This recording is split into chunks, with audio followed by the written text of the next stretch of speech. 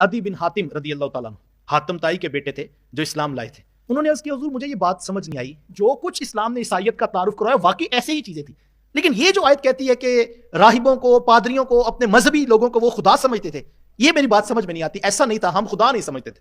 عیسیٰ ابن مریم کے بارے میں انہوں نے اعتراض نہیں کیا، یعنی وہ جانتے تھے کہ عیسائیوں میں ایسے لوگ ہیں جو عیسیٰ ابن مریم کو خدا سمجھتے ہیں، لیکن کہا حضور یہ بات جو قرآن نے کی یہ میری سمجھ میں نہیں آئی، جبکہ میں عیسائیت سے رجوع کیا ہے اور میں اسلام قبول کیا ہے. آقا کریم علیہ السلام نے فرمایا کہ عدی بن حاتم مجھے یہ بتاؤ کہ کیا ایسا نہیں تھا عیسائیت میں کہ جو لوگ راہبوں سے، پادریوں سے سوال کرتے تھے تو ان سوالوں کے جوابات میں وہ جو فیصلہ دیتے تھے، حلال تھا، حرام تھا، جائز تھا یا ناجائز تھا، اگر وہ بدلتے تھے تو کیا تم لوگ تسلیم نہیں کرتے تھے؟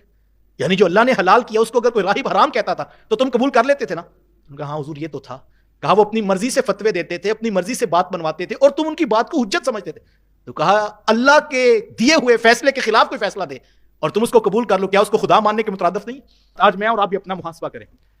یہاں فتووں کا دور ہے اور جس کو جیسا فتویٰ چاہیے ہو، بینک والے بھی کہتے ہیں جناب ہم لا دیتے ہیں، کمپنیوں والے بھی کہتے ہیں ہم لا دیتے ہیں، مسلک والے بھی گارنٹی دیتے ہیں آپ نام لیں آپ کا مسئلہ کیا، ہم آپ کو مسلک کی بنیاد پہ آپ کے مسلک کا فتویٰ دیتے ہیں.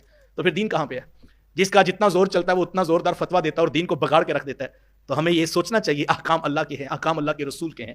میری اور آپ کی مرضی سے اگر فتوے جو ہے وہ امت پر لگا دیے جائیں تو پھر کیا حال مچتا ہے. حضور تو اس کو فرما رہے ہیں کسی اور کے بات کو اس قدر ماننا کہ اللہ کی بات کی مخالفت میں کوئی فتویٰ ہو اور تم اس کو تسلیم کر لو، اس کا مطلب ہے تم اس کو خدا سمجھتے ہو. تو کہا یہ قرآن نے اسی بات پر کہا ہے کہ جو تمہیں فتویٰ جس طرح کا چاہتے تم لے لیتے، تم درہم دینار دیتے ہو تو اپنی مرضی کی بات منوا لیا کرتے.